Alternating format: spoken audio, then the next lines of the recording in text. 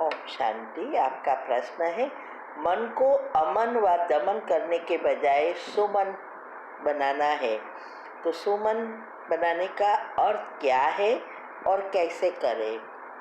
उत्तर है, मन को अमन करना। अमन का अर्थ है कि मन को हम निसंकल्प बनाने की कोशिश करें, क्योंकि सारा दिन हम सोचते ही रहते हैं।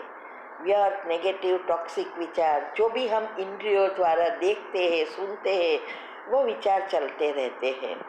तो जब हम भक्ति मार्ग में सब भगवान को याद करने के लिए, मंत्र में मन लगाने के लिए, मन को कैसे निसंकल्प बनाए, इसका प्रयत्न करते हैं कि मन सोचे ही नहीं। लेकिन मन का काम है सोचना, वो कभी भी निसंकल्प नहीं हो सकता। इसीलिए आज वरदान में बताया कि ना अमन करो ना दमन करो। दमन अर्थात दबाना, कि ये सोचे नहीं, मुझे ये नहीं सोचना है, मुझे भगवान को याद करना है।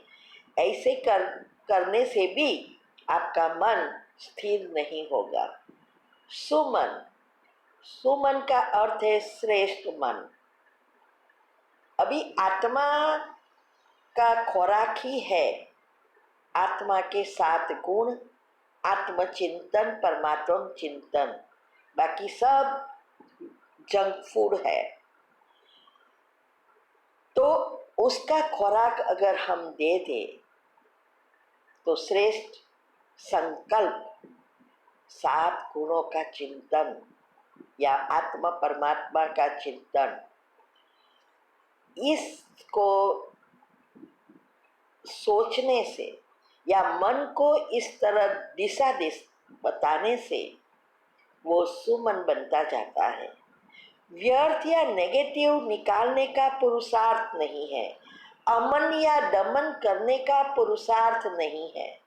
सिर्फ एंड सिर्फ ऊपर से श्रेष्ठ संकल्पों को चलाना और अंदर सोचना, यही पुरुषार्थ है। इसीलिए बाबा कहते हैं, माना भगवान कहते हैं कि भक्ति में सब बहुत सारी मेहनत करते हैं कि मन शांत हो जाए, मन सोचे ही नहीं।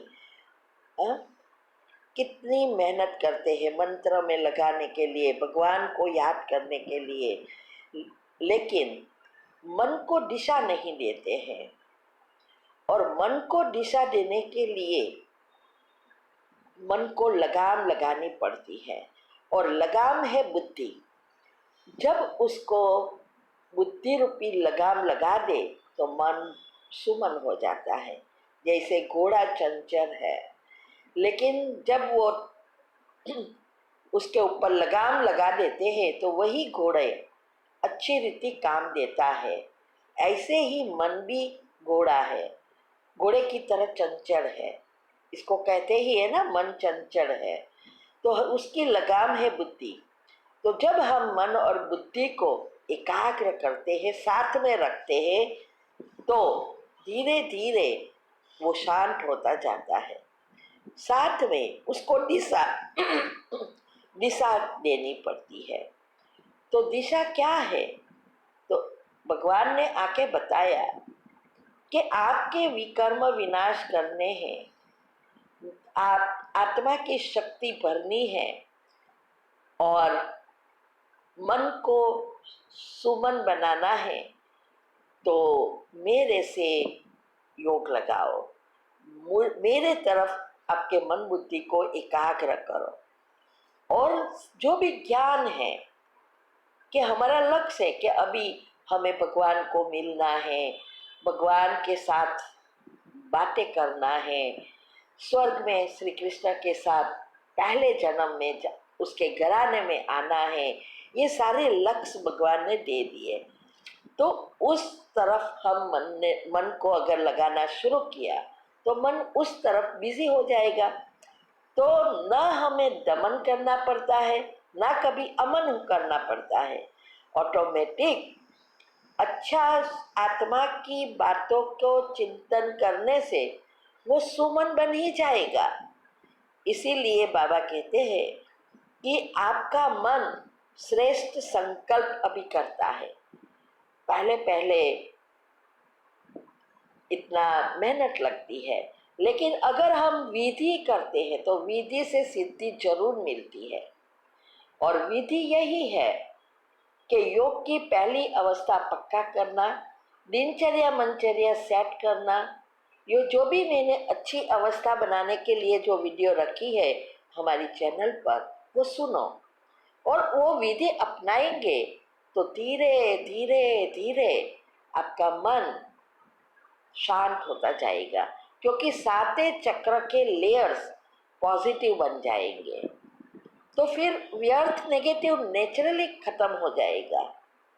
तो इसको कहते हैं श्रेष्ठ संकल्प करने से ही सुमन बन जाता है। मन को कुछ भी और करने की जरूरत ही नहीं है। इसलिए गीता में कहा है मन ही आपका मित्र है, मन ही आपका शत्रु है। जब वो शत्रु बनता है तो दुख देता है। तो भगवान आके बताते हैं कि मन को कैसे मित्र बनाए। तो मित्र बनेगा तो सुख देगा। इसीलिए हमें मन को दिशा देनी है। मन को दिशा देने से जीवन की दशा बदल जाती है। दशा माँ का व्रत करने से दशा नहीं बदलेगी, लेकिन मन को दिशा दे दो कि क्या सोचना है। अगर आप नहीं देंगे, दिशा नहीं बताएंगे, क्या सोचना है, वो काम नहीं दे गए तो वो व्यर्थ नेगेटिव से आपका हर सेकंड का रिकॉर्डिंग करता ही रहेगा। आपके एक एक संकल्प भाग्य बनाता है, भाग्य रचता है। तो हम ही भाग्य रचते हैं। तो हमें मन उसका बीज बोना पड़ेगा। अगर अच्छा भाग्य चाहिए तो अच्छा बीज बोना पड़ेगा। इसीलिए भगवान ने आके ठिकाना दे दिया। मन, मुख को बिजी नहीं करो, मन को बिजी करो। मुख से कुछ नहीं बोलना है। भक्ति में हम मुख और कनरस को बिजी करते हैं। यहाँ मन रस को जगाना है और मन और बुद्धि को बिजी करना है। तब हम भगवान से जुड़ सकते हैं। उसकी शक्तियाँ लेकर हमारे पाप कर्म भस्म कर पुण्य कर्म बना सकते हैं। और इसके साथ साथ बाबा ने हमें कर्म की गति का भी ज्ञान दिया कि कितनी गुह्य है कि संकल्प से ही कर्म बन रहे हैं। प्रैक्टिकल में आए तो वो कड़े कर्म हैं, लेकिन सूक्ष्म में वो बनते जाते हैं।